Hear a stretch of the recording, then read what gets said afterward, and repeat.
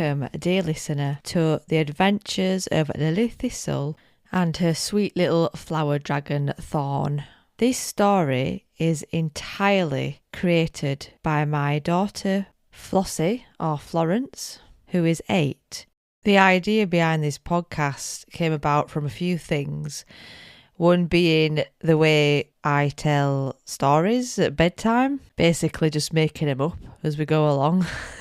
A challenge and a half, but a lot of the time it's the day's happenings that end up in the story. And also, back in May half term, we went up to stay with my sister-in-law in Northumberland, and she booked us to go to this fantastic adventure playground called Lilly Dory, and its tagline is "What's your story?", where there was a storyteller there live on site who created stories with audience participation, and it ended up being really random, amazing fun. We laughed so much, it was brilliant.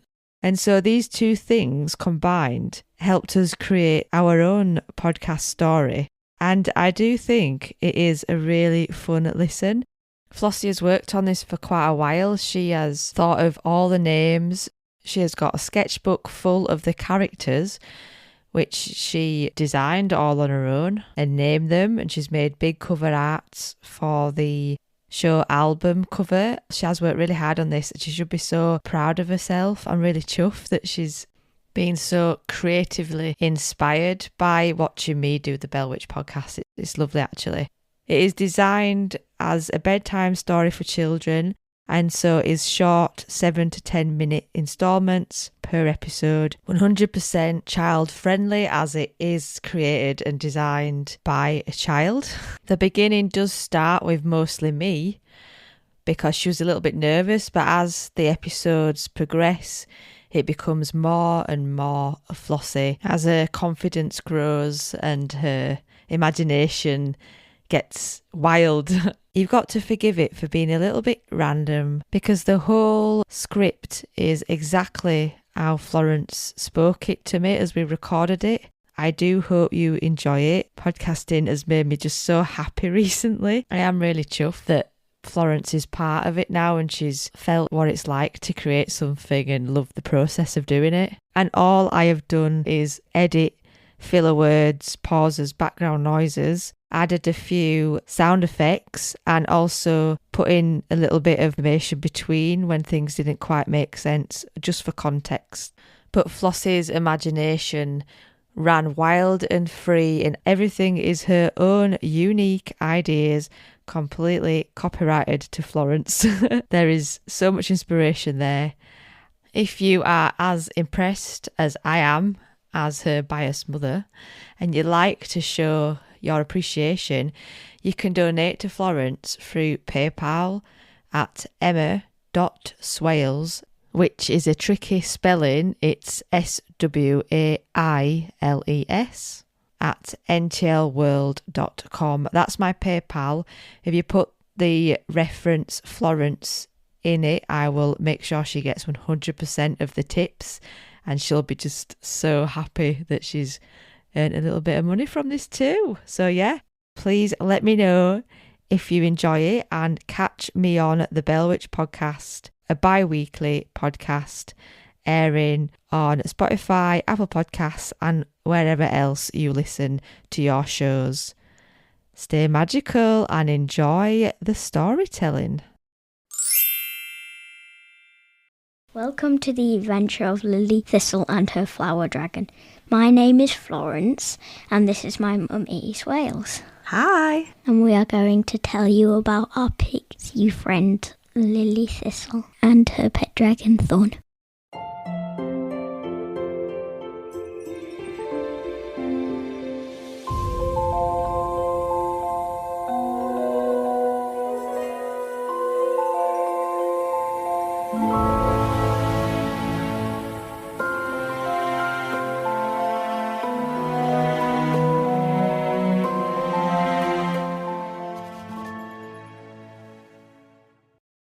Once upon a time, in a land far away, there was a little pixie. A little pixie who lived in a big kingdom in a beautiful city called Tiposia. This pixie was a lovely little soul named Lilly Thystle. She had beautiful golden wings that trailed behind her, a little bit like a beautiful robe. Lilly Thystle was a kind-hearted pixie, and she had a little pet dragon called Thorn. Thorn Thistle, to be precise. Thorn Thistle was a flower dragon, a little baby one that followed her everywhere she went. She'd go around the kingdom doing princess-like jobs and chores, with a little dragon trailing behind her, whistling and making strange dragon noises. Thorn was Lily's best friend in the whole world. You see, Lilly didn't really have any friends. She lived alone in a beautiful big castle on a hill, surrounded by paintings and jewellery and huge big crowns in glass cases in the walls. Her parents had gone away on a business adventure, and although it was only for a short time, it seemed like an eternity. Sad and alone, missing her mum and dad, Lilly decided she was going to go and meet some friends and invite people to come and live in her massive castle, because the loneliness, even though she had Thorn, was just too big and she needed some friends. And so one day, Lilly packed a little pixie bag and they headed out towards the woods, making sure the castle kingdom door was locked and bolted. Lilly Thystle was excited as she bid farewell and goodbye. The adventure had begun. And they passed by a house, and it attracted Lilly, so she went towards it and knocked on the door. She said, "Is anyone there?" And someone came out. It was a goblin. She was really frightened, but he said he is not going to hurt her. This goblin lived in a huge, scary-looking goblin house with big doors and huge long windows that reached up to the roof. Dead plants near the doors and a kind of funny smell that started to tickle Lily's nose. Lilly had the urge to run away, but she knew it wouldn't be very kind, so she asked him, "Are you okay?" And he said, "Yes, I am, thank you very much. Would you like to come inside?" So she went inside to explore the goblin's house, waiting for the right moment to ask him whether he could come to her castle. But Lilly knew she had to take her time. And also Thorn was a little bit scared of this big goblin. For when you think of a goblin, what comes to mind? Large eyes, scales on his back, horns down his spine, Giant fangs. and an unpleasant smell. But as she was a princess, Lilly had impeccable manners. And so when invited into the goblin's house, she sat on his big scary throne, covered in animal skin, and made polite conversation. He said, "Would you like a cup of tea?" Lilly didn't know whether to say yes or no, because she didn't think it would be very nice for a goblin to make her a cup of tea, because it might be made out of like animal skins or something. It could be a broth of bone and skull with snot or bugs hidden within a grotty, gross soup. But she took a chance and she said, "Yes, I'll have a cup of tea." And then cannily asked, "And also, can I have your name?" "My name is Hendrix," said the big goblin. "Oh, that's oh, okay. Hi, Hendrix," said Lilly, a little bit taken back by the boom in his voice. But alas, he was a nice goblin, it seemed. Even though his big house was dark and dungy and a little bit smelly, he seemed like a pleasant chap. And so she said yes to tea, and then Lilly said yes to dinner as well, and pudding. And then at the end of the night, it got dark, and Hendrix said, "You have to stay here at the night. It's very dark outside. You don't know who is in them woods." And Lilly took a gulp and looked at Thorn, who was a very knowledgeable dragon, who gave her a nod, ever so slightly, and Lily agreed, yes, I'll stay the night, and then perhaps tomorrow we can have a talk over breakfast about something very important I'd like to ask you. Oh, how exciting is that? Said Hendrix. Then looking around, she politely asked, where shall I sleep? And he said, on the sofa. She was a bit surprised because the sofa was a little bit messy, because he wasn't expecting visitors. And so Lily, bedding down for the night, laid on the sofa, which was pretty big and like a bit of a double bed for a little pixie such as her. She closed her eyes as Hendrix turned the light out and fell into a deep, restful sleep.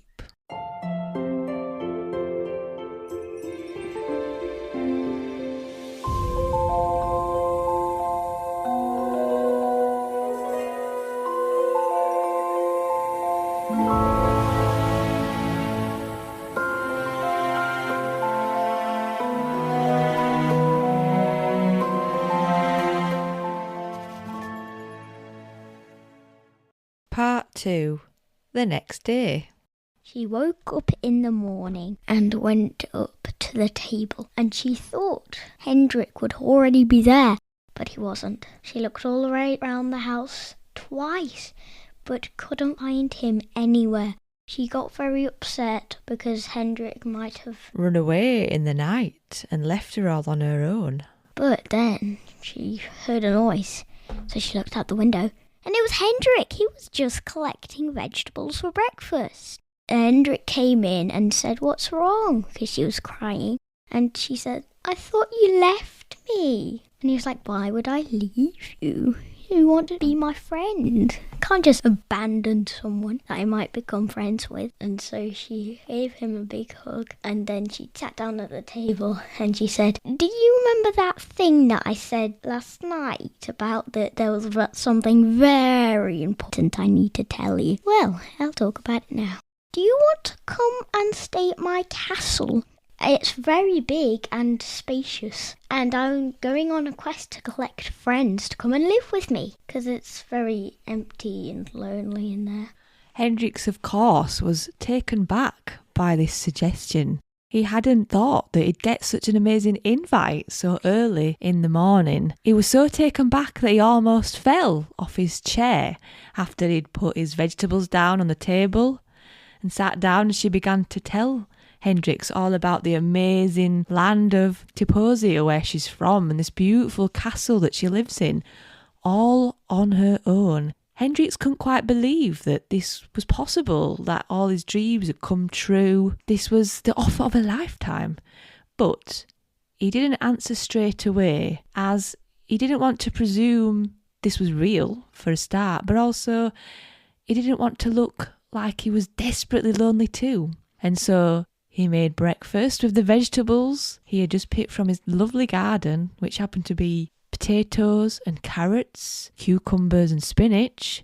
Lily found they'd made such a tasty breakfast, so healthy, but she couldn't totally enjoy it as she was waiting for Hendrix to answer her, and the wait seems to go on forever and ever and ever. Lily knew that this was a gamble to invite a big, mighty goblin such as Hendrix to come live in a kingdom of pixies and fairies, but she felt it was right in her little pixie heart, and so didn't falter from her decision. She struggled to answer if it was correct to have asked a goblin that might have been very mean to come and live there. He might just destroy everything or ruin her life more. But she knew he couldn't have just been this kind and tricked her.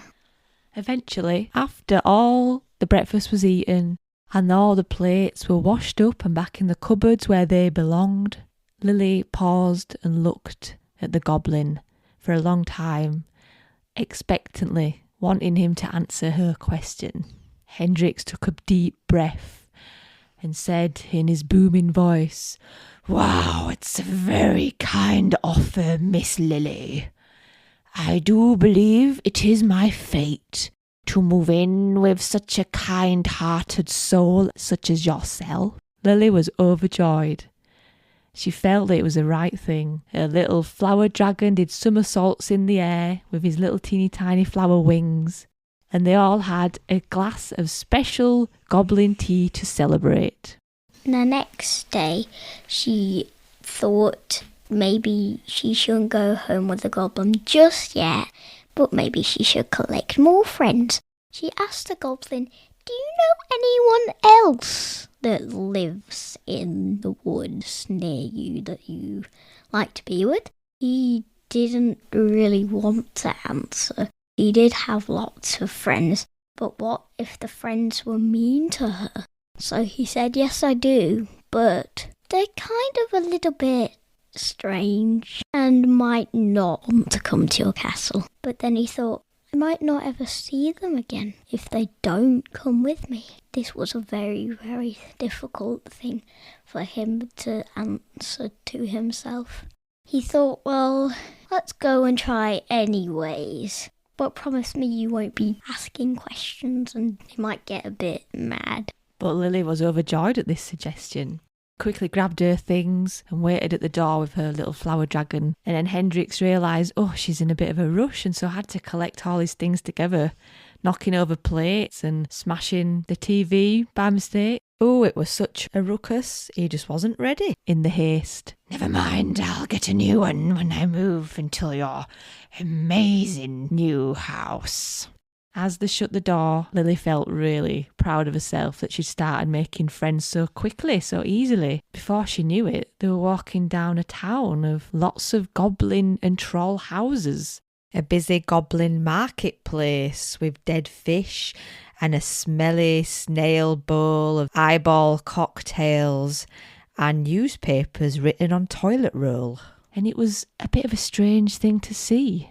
But being the confident little Pixie that she was, she took it all in her stride. He said, "One of my friends is a troll, but he's a bit big and he makes a lot of clumsy moves. He might break something very, very, very valuable in your castle if you bring him there."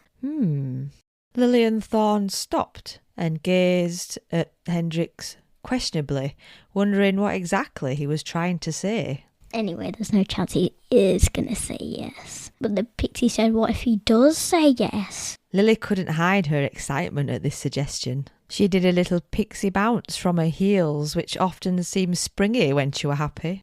Although Hendrix just wasn't sure. And they had this conversation while they were standing at the door, ready to press the doorbell. The goblin's finger hovered over the button. "Maybe we should just skip him," said Hendrix. Lily said, "But I really, really, really desperately need to make more friends. Please, can we just try to ask him?" So they did. They rang the doorbell. And a giant stomp came down. Boom, boom, boom. And he opened the door.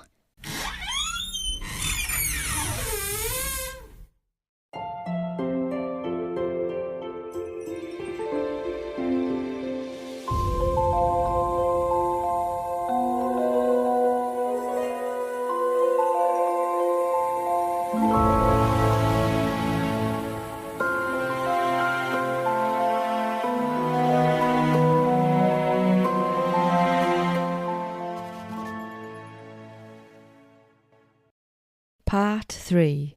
At the Stranger's Door. Lilly Thystle, her dragon Thorn, and her new friend Hendrix are stood at the door of possibly their next friend. Or are they? As the big heavy door opened, a huge dark figure towered in the doorway. It looked like a giant, but it was, in fact, a huge, scary-looking troll. But who's to judge? Never judge a book by its cover.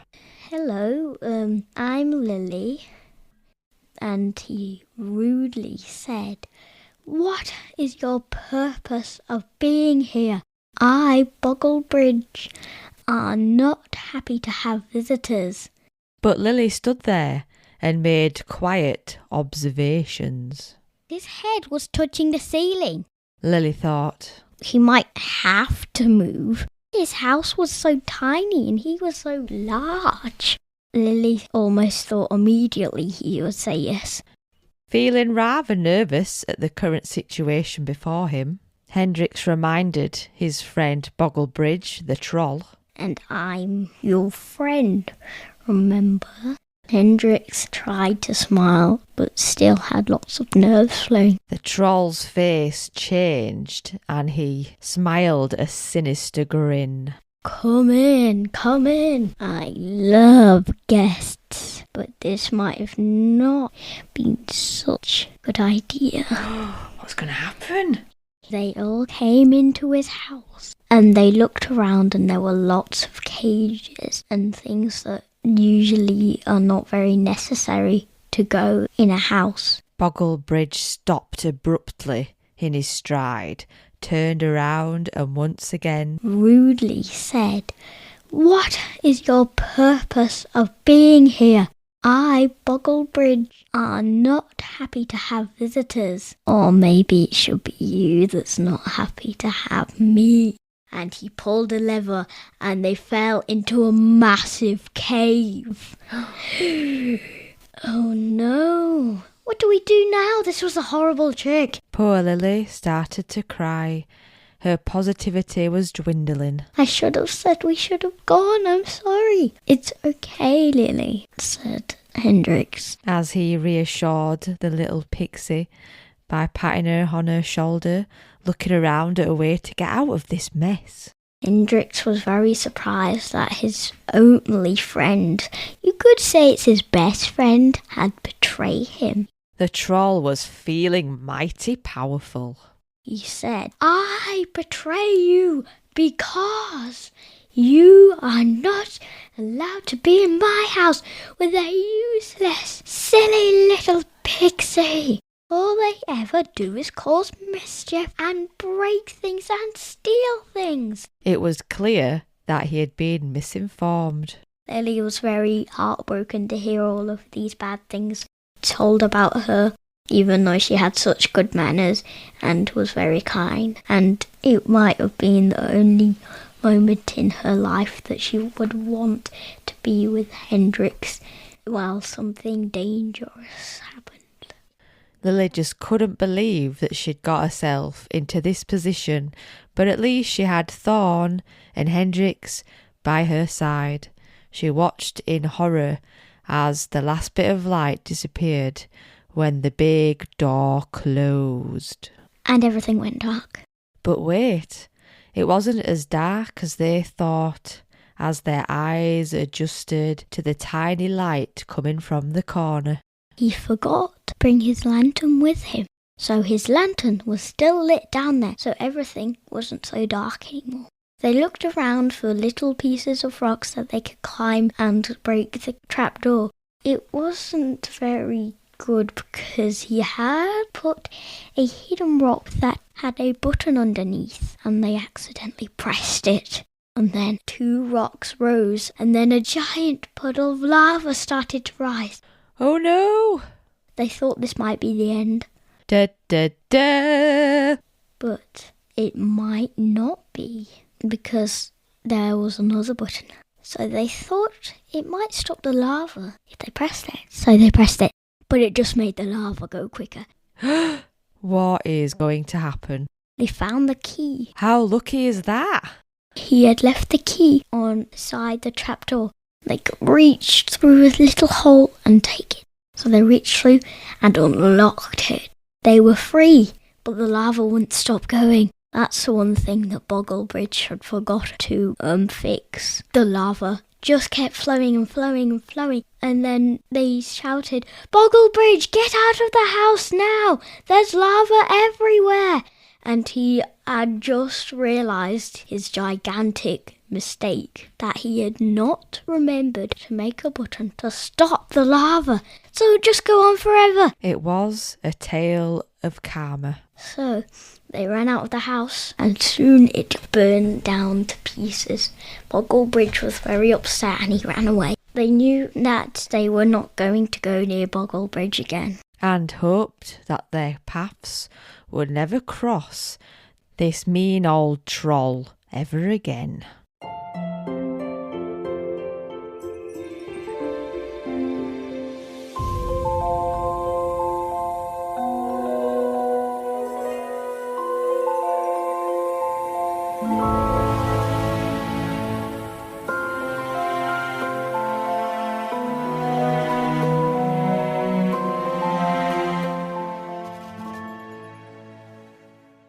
Part 4. A Lucky Escape. We find Lilly Thystle, Thorn, the flower dragon, and Hendrix finally safe from the evil troll named Bogle Bridge, who tried to trap them in the basement of his grim dark house. But luckily they ended up escaping unharmed, unlike Bogle Bridge's house, that is. so they carried on through the forest and into the unknown. And they ran away from Bogle Bridge's house really, really quickly because they were really frightened that lava was going to come and spill on them. Before them stood a huge, dense forest, and none of them hesitated to run towards the trees that seemed friendly right then as they ran away from the house of lava into the deep, dark woods of trees and forest and animals. And they were walking for hours, and then they heard a rustle, a twig snap from the bushes. And they went towards it, and Lily said, "I'll open up the bushes and you look inside."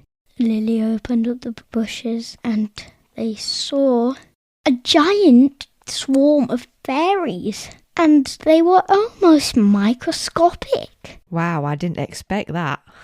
They were just so small that all you could hear when they spoke was